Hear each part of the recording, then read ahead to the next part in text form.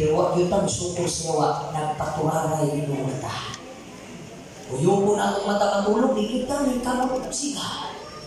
Uyong po na kabantay mo basta adlaw sa mado. Bisag po sa kainit yung balay, bugnaw yung kay hangin. Bakba ka ng tanin. Yan nag-aikol. Pwede nagawa. Pero tanawa o masaad buntag. Alas 12, tulog sa iyong balay, di ka patulgon sa iwa, patrabahong ka. Kaya nabalo na, pagkabirnis, kapuyo ka. Naanata dito, sa mentugan ang problema, wak kang misukol o yawa, maunang di siya mulakaw, hangtod ron na apa siya nila. Sa mentugan, resist the devil, ang Ginoo na imupugong sa yawa, di na ikaw.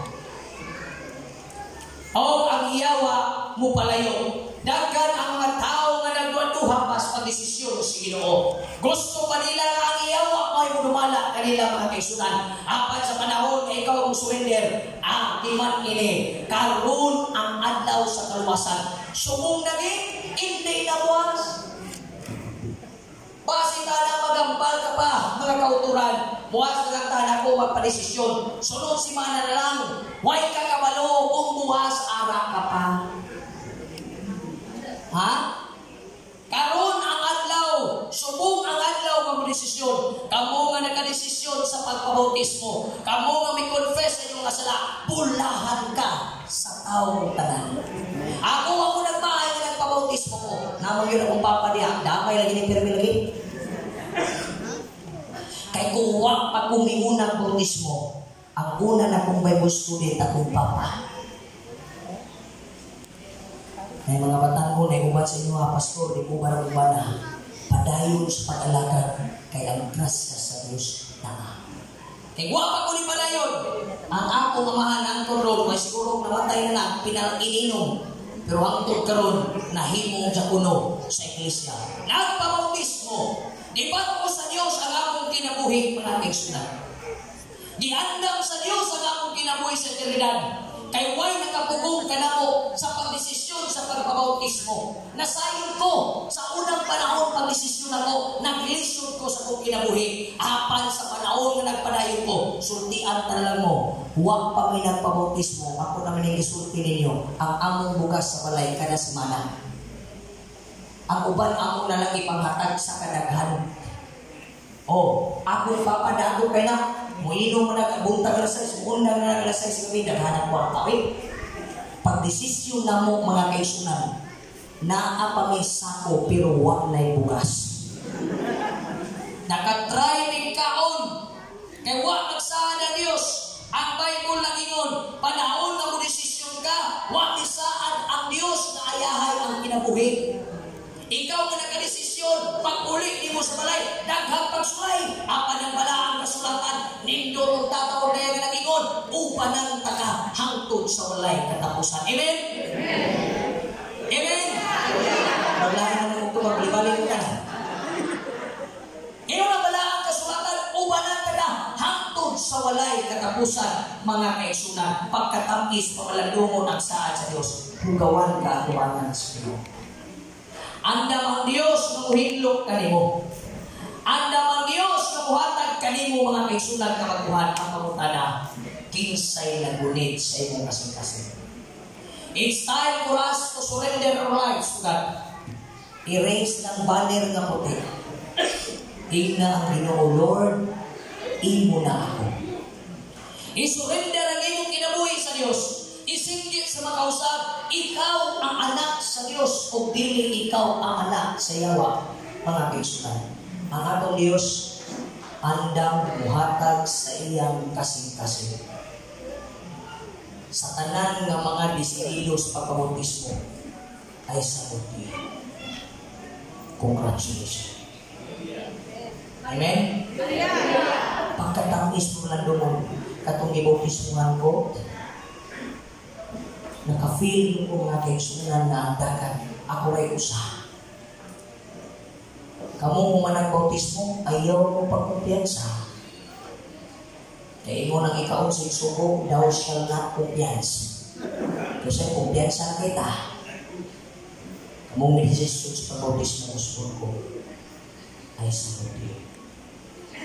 Wala ka na mali sa wala. Kaya wag ko na mali sa panahon ng surrender ko sa inyo. Nalipay ko nakuha akong bisyo. Nalipay ko nakuha ang akong pagkapilyo. Nalipay ko nakuha ang akong pagkalutan. Di pailuan sa Ginoo. Kaya surrender na ko ang tanan ngadto sa atong buhi ng Dios, mga kaigsunan. Ang atong Ginoo andam siyang matag siyang kasing-kasing diya kanimo. Ang atong Ginoo andam mo bag-o sa imong kinabuhi. Ngan lang ikaw mo supitan, sukli ang yawa, mga kaigsunan. Dagang mga panahon nga ikaw pupukan, ang panahon ng Diyos, bangon, bangon, bangon kayo banan ka sa atong Ginoo. Amen? God will never leave you till death do us part. Only God will tell you, I love you for the rest of my life. He announced dying himself at the cross. He gave that heart for you and for me. He wants you to be in heaven, the Bible says. In Revelation chapter 3 verse 20, behold, I stand at the door and knock. Ako nagatindog o nagapanuktok kaninyo o bisan din sa kaninyo ang tugot o kaprihan ang imong kinabuhi ng ato ka na aprihan. Yan yung manindot na kabuntago. Bautismado ka magsarili, nilisisyo ka magbautismado kung imong gibating mga kaigsunan na gusto kang ubad sa Ginoo palihog tindog. Kung imong gibating na gusto kang ubad sa Dios palihog tindog. Kung gusto ka nga imong kinabuhi mga kaigsunan mahimong kabahin sa mga balaan, ingon balaan kasulatan ni ang maong pasensya sa mga manahon. Ang Dios mga kaigsunan naghandog na ikaw ug ako makasulod niya ng langit ng kuluran. Napulong na kagatuin yung bautismo na ito, pero isog niya mo ka. Misapin ka, pero wag ka nag-away siya. Kinsi na kagatuin yung bautismo, hangtod karong luya niya po. Baiti na kagatuin hangtod karong pagulbulan niya po. Kung kanay mong ibati, isurrender na tayo sa Diyos. Salamat mga kaigsunan. Yan yung mga orasan, usbot ko. Hatagan ka mo 60 seconds ng istorya sa Ginoo. Istoryahan ninyo yung Ginoo, kabalo mo sa sayot ninyo. Kabalo mo sa batasan ninyong dipwilis langit, muungkong review mo nito. So, karoon mo rasa. Kaya basin ko rin katapusan ng mga ipasaylo. Ginoo, pasaylo ako, bubiro ngayon ko. Ginoo, pasaylo ako, galito ko magpapili.